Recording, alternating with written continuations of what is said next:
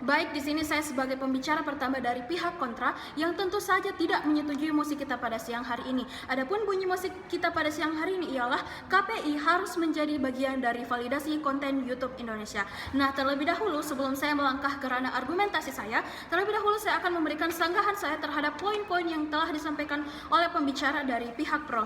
Nah, pembicara dari pihak pro membahas mengenai latar belakang mengapa mereka mengambil KPI sebagai lembaga yang nantinya akan memvalidasi konten YouTube. Nah, pembicara pro mengatakan bahwa nantinya KPI ini memiliki standar atau syarat-syarat yang memungkinkan nantinya video-video dari konten YouTube itu terfilter. Namun sayang sekali pembicara dari pihak pro tidak memaparkan standar-standar seperti apakah yang dimaksud oleh KPI nantinya yang menjamin akan terfilternya video-video yang ada di YouTube. Kemudian pembicara pertama dari pihak pro membahas bahwa status quo sekarang itu YouTube memvalidasi konten mereka sendiri dan itu memang terjadi. Namun pihak pro menganggap bahwa hal ini tidak efektif dan akan menganggap hal ini lebih efektif jika dilakukan oleh KPI itu sendiri.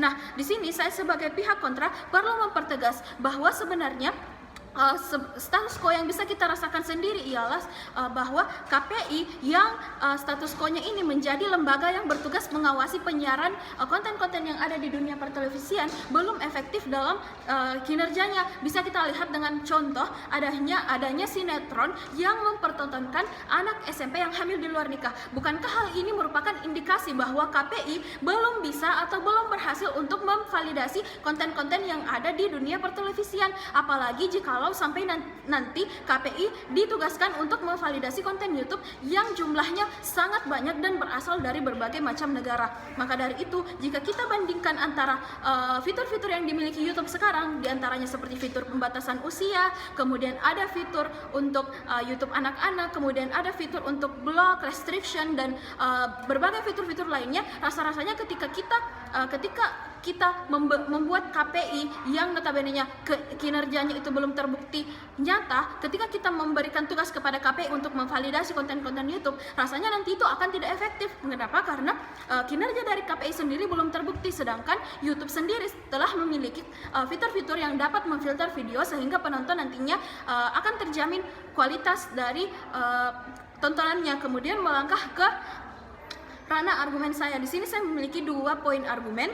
Argumen pertama saya ialah membatasi kreativitas masyarakat, dan argumen kedua saya, seberapa efektifkah KPI dalam memfilter konten-konten yang ada di YouTube.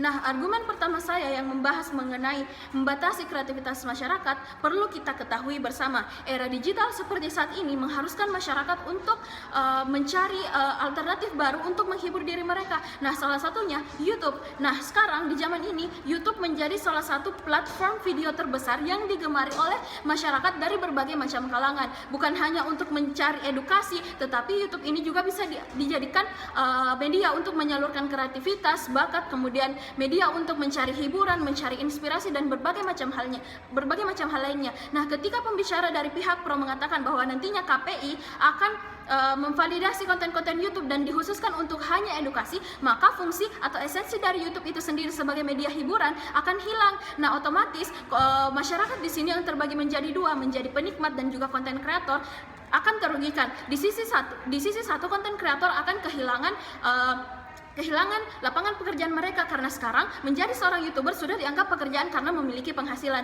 Kemudian di lain sisi, penikmat atau penonton dari YouTube itu sendiri akan merasa dirugikan karena mereka tidak akan bisa lagi dengan bebas mencari video-video yang mereka inginkan.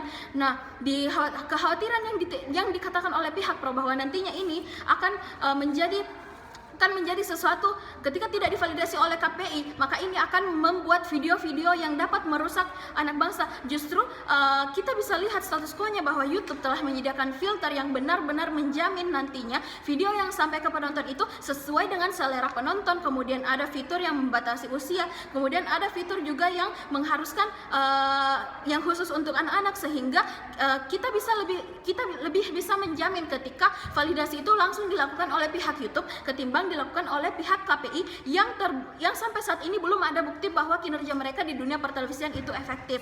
Kemudian ketika Ketika kita membatasi dengan memvalidasi konten-konten yang ada di YouTube Indonesia, otomatis dampaknya nantinya itu bukan hanya kepada konten kreator Indonesia. Nah, sebagaimana yang pembicara pihak pro katakan bahwa ada banyak konten kreator yang berasal dari berbagai negara. Nah, tidak mungkin dari pihak Indonesia melarang orang-orang yang dari berbagai negara ini untuk berkreasi, untuk menghasilkan video-video yang mereka inginkan yang dapat menghibur para penonton. Nah, kemudian argumen kedua saya adalah seberapa efektifkah KPI dalam memfilter konten YouTube. Nah, sebagaimana status quo yang kita lihat bahwa konten-konten di dunia pertelevisian saja belum beres dan masih menunjukkan degradasi moral yang ada di Indonesia, apalagi jikalau KPI ini kita alih fungsikan menjadi lembaga yang nantinya akan memvalidasi konten-konten YouTube. Otomatis di sini nantinya kita bukan malah mendapatkan video-video yang bermanfaat, tapi malah nantinya kita hanya akan membuang-buang tenaga karena kinerja maupun kemampuan dari KPI ini sendiri belum terbukti. Akibatnya nantinya akibat yang ditimbulkan nantinya adalah tidak efektifnya tidak efektifnya validasi dari konten-konten YouTube yang ada di konten-konten yang ada di YouTube. Nah, kemudian hal ini bisa kita hubungkan kepada status quo sekarang, di mana YouTube menjadi sebuah platform besar yang dimana isinya itu tidak semuanya negatif. Nah, ketika misalnya ada konten yang negatif, ada fitur yang dinamakan fitur blog atau fitur report. Nah, ketika video tersebut sudah terreport oleh banyak orang, kemudian ada yang memblok video tersebut, otomatis video tersebut akan dihapus oleh pengelola YouTube itu sendiri. Nah, pengelola YouTube itu sendirilah yang nantinya akan melihat respon dari para penonton kepada video-video yang ada di YouTube, sehingga ketika ada video yang mendapatkan respon yang tidak baik, maka tentu saja YouTube lah yang lebih berwenang untuk memvalidasi kemudian menghapus video tersebut apabila memang tidak sesuai dengan tidak sesuai dengan syarat-syarat video yang baik. Kemudian kita juga tidak bisa memungkiri fakta bahwa era globalisasi seperti saat ini membuat berbagai macam budaya itu masuk. Nah, ketika kita hanya menutup diri kemudian memvalidasi dan mengkhususkan konten-konten YouTube hanya kepada lini pendidikan, otomatis bangsa kita, anak-anak muda kita akan tertinggal jauh informasi tentang dunia global. Nah, dengan adanya validasi dari YouTube itu sendiri, maka di sini peluang kita untuk tetap ikut dalam globalisasi tetap ada. Kemudian konten-konten yang disajikan pun akan terfilter dengan baik dengan filter YouTube itu sendiri. Maka dari itu saya sebagai pihak kontra tidak setuju jika validasi dilakukan oleh KPI. Terima kasih.